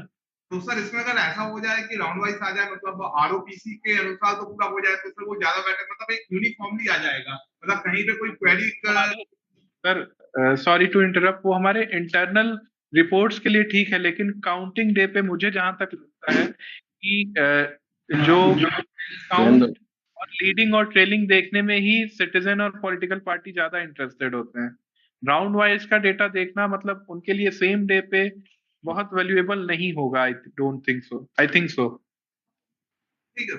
सर, क्योंकि सर राउंड्स का ऐसा है कि असेंबलीज वाइज राउंड्स का डेटा, राउंड्स का काउंट जो है वो कम ज्यादा हो सकता है ना। जहां असेंबली कॉन्स्टिट्यूएंसीज में पोलिंग स्टेशन ज्यादा होंगे वहां राउंड्स ज्यादा होंगे, जहां पोलिंग स्टेशन कम होंगे वहां राउंड्स कम होंगे। तो दैट इज व्हाई उसकी डिस्क्रिपेंसी रहेगी। ब्लैंक एंट्री आ जाती है। जैसे ही सर आपने देखा होगा कि जब हम एसी में राउंड वाइज काउंटिंग करते हैं और अंत के राउंड में मान लीजिए ईवीएम मतलब 14 के स्थान पे कम होती है, तो केवल 6 की एंट्री होती है, बाकी का आपका ब्लैंक होकर आ जाता है। सर ऐसा भी हो सकता है अगर आप एक बार देखें तो। चलिए सर, इसको एक बार डिस्कस कर लेंगे। तो बैतूल एमपी से बात कर रहे हैं। जी बताएं मैम। सर जैसा अभी अपन ने डिस्कस किया कि हम उसको पिन बेस्ड लॉगिन कर देंगे एनकोर को on the day of poll counting, तो वैसे ही अपन सर इसको ईटीपीवीएस को भी कर सकते हैं क्या? Day of counting before one day अपन उसको लॉगिन पिन जनरेट कर दें और वो हमारा काउंटिंग डे तक ही वही पिन से लॉगिन हो। मैम वो टीसीएस टीम देखती है, तो मैं एक बार बात कर लूंगा। क्योंकि सर उसमें भी जो आपने गणना सुपरवाइजर जो बना है काउंटिंग सुपरवाइजर, उनको मोबाइल अलाउ करना पड़ता है, क्योंकि आईडी उनके सेपरेटली बनते हैं, जो टेबल पे बैठते हैं वही लोग स्कैन करते हैं। तो देख लेते हैं मैम, एक बार टीसीएस टीम से मुझे डिस्कस करना पड़ेगा तो ही कंफर्म कर पाऊंगा। ओके सर रतलाम से एक क्वेश्चन है। जी बताइए रतलाम। सर मेरा ये क्वेश्चन है कि कैंडिडेट जितने ज्यादा हो जाते हैं उतनी ही एंट्रियां सर बहुत ज्यादा हो जाएंगी। तो लास्ट टाइम कम कैंडिडेट थे तो भी हमारे जो उसमें एक टेंडर वोट करके था, तो टेंडर वोट जब हमने डाला तो वो टोटल जो है वो भी मैनुअली ही डालना पड़ता है सर। तो अगर टोटल अगर कैलकुलेटेड अगर वो ऑटोमेटिकली अगर फैच हो जाए, और सर लास्ट में क्या हुआ था इसका हमने टेंडर वोट डालने के बाद में जब हमने सारे राउंड फाइनलाइजेशन कर दिए तो उसके बाद में वो टेंडर वोट शो नहीं होता है वहां पर, तो उसको फिर पकड़ना थोड़ा सा मुश्किल होता है। यदि वो इनिशियल लेवल पर ही अगर वो चीजें अगर कैलकुलेटेड हमको दिखता, टोटल अगर हमें दिखता, तो हम वो वहीं उसको शॉर्ट आउट कर लेते हैं। लेकिन उसके लिए फिर सर थोड़ी प्रॉब्लम हो गई थी। अगर ये चीज अगर हो जाए, टोटल अगर उसमें शो होने लग जाए, तो अगर वो बाद में टेंडर वोट नहीं भी दिखेंगे तो भी उसको प्रॉब्लम को पहले ही रिजॉल्व किया जा सकता है। और इस बार सर कैंडिडेट भी पिछली बार से जस्ट डबल है। पिछली बार 7 थे, इस बार और ज्यादा है, 14 है, 13-14 है। चलिए ठीक है सर, मैं एक बार डिस्कस कर लेता हूँ। हम टेंडर वोट के लिए क्या अलर्ट शो कर सकते हैं वो मैं देख लेता हूँ। ठीक, thank you sir. Anybody else? So just let result declare किया।